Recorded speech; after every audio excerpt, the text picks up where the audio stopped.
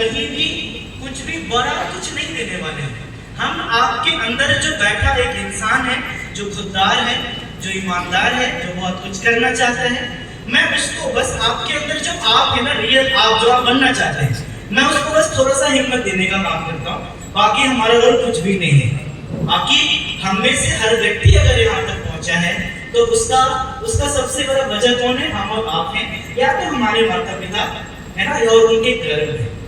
तो बात रही अपनी मेथड जर्नी की, ये भी जैसे आपके जीविका है, चाहे आप जॉब में हैं, बिजनेस में हैं, पर्सनल आपका छोटा मोटा कोई व्यापार है, आप किसी कंपनी में काम करते हैं, तो जैसे कि वो आपकी एक जीविका है, हमारा मित्र भी एक ऐसा ही बिजनेस है। मेरी बात समझ में आई आपको?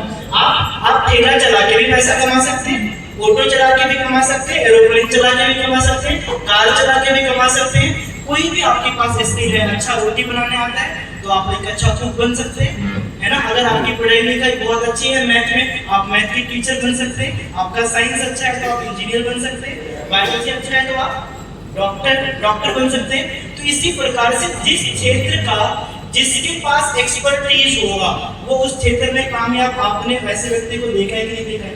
देखा है ना। तो मीथर में भी कामयाबी पाने के लिए आपको अपने मीथर बिजनेस को क्या करना पड़ेगा? इसमें एक्सपर्टीज गेन करना पड़ेगा। जो आपके बिजनेस में एक्सपर्ट्स हैं, ऐसे एक्सपर्ट्स लोगों से मिलना पड़ेगा, बातचीत करनी पड़ेगी। आपने कभी महसूस किया है कि आप अपने जीवन में बहुत परेशान है, बहुत परेशान है, बिल्कुल डिप्रेस, लग रहा है पता नहीं क्या होगा, लेकिन कोई एक व्यक्ति आपसे कुछ देर बात करता है और आप कंफर्टेबल महसूस करते हैं। ऐसा हुआ है ना आप सभी के साथ में?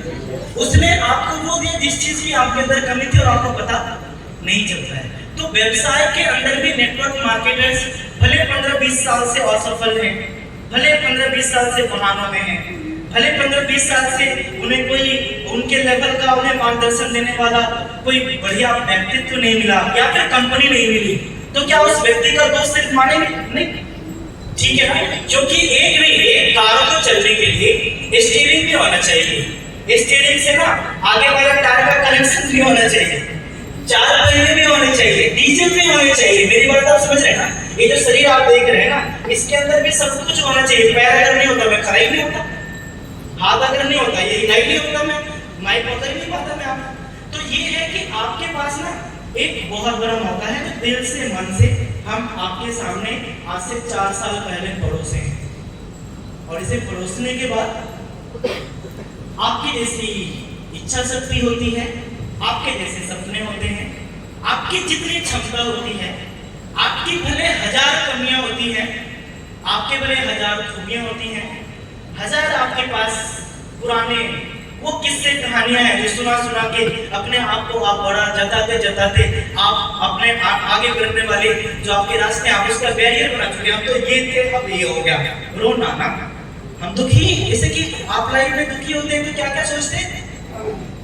मेरा तो जीवन बुरा है, मेरे माँ बाप बुरे हैं, बाकी कुछ नहीं, तो बीवी तो सच में बुरी है, विश्वास करो, है ना। मतलब कि हम अगर लाइफ में परेशान हैं तो कुछ चीजों को क्या करते रहते हैं, घूमते रहते हैं। हमारा भाई साथ नहीं देता, हमारा दोस्त साथ नहीं देता, ठीक है, हमारी किस्मत साथ नहीं देती, ठीक है ना। मतलब कि अगर आप दुखी रहने पे खुद को मान लीजिए तो एक से एक चीजें तलाशने के लिए तलाशते। शादी हो गई है, 5-6 आधे दर्जन बच्चे भी हैं, फिर भी इनको याद आता है कि मेरी क्लास में जो थी ना वो ज्यादा बढ़िया थी। मेरी बात समझ रहे? मतलब 5-6 बंदे हैं, वो बच्चे बड़े होकर अब इंजीनियर बनने वाले हैं, और वो आज भी इसी दुविधा में है कि लगता है हमको शादी नहीं, हमको आध्यात्म चुन लेना चाहिए था। मेरी बात आप समझ रहे हैं? तो जैसे आप दुखी रहने के दुनिया की सारी चीजें आप ढूंढ लेते हैं ना, मतलब कि कुछ न कुछ पक्का ढूंढ लेंगे आप। ऐसे जब अगर आप बिजनेस सीखने के प्रति, लाइफ में खुश रहने के प्रति अगर आप ढूंढना शुरू कर दोगे ना साहब, उस दिन आप मुस्कुराते ही नहीं मुस्कुराते है ना। कोई भी कैसा भी मुझसे आप हंसी बात करते कि नहीं करते हैं ना।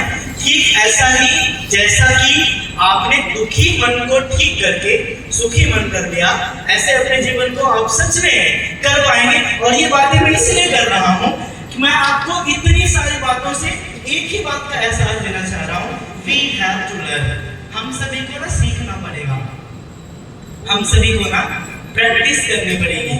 एक ओलंपिक के प्लेयर की तरह पता नहीं कितनी बार गिरना पड़ेगा, है ना। एक ओलंपिक के प्लेयर की तरह न जाने कितने प्रयास हमारे विफल होंगे। ये प्रकृति का नियम है और इस नियम के खिलाफ आप नहीं जा सकते। और आप ईश्वर नहीं हैं। अगर ईश्वर भी मानव जन्म में हुए आए तो उनको भी संघर्ष करना पड़ा, उनमें भी एक से एक लांछन लगे, उनसे भी लोगों ने ईर्ष्या की। मेरी बातों को समझ रहे ना। और आज इस पूरे अपने मित्र परिवार को अगर मैं एक धागे में पीरों के आगे चल पाया हूं तो पहला जो धागा है वो प्रेम का है, दूसरा एजुकेशन का।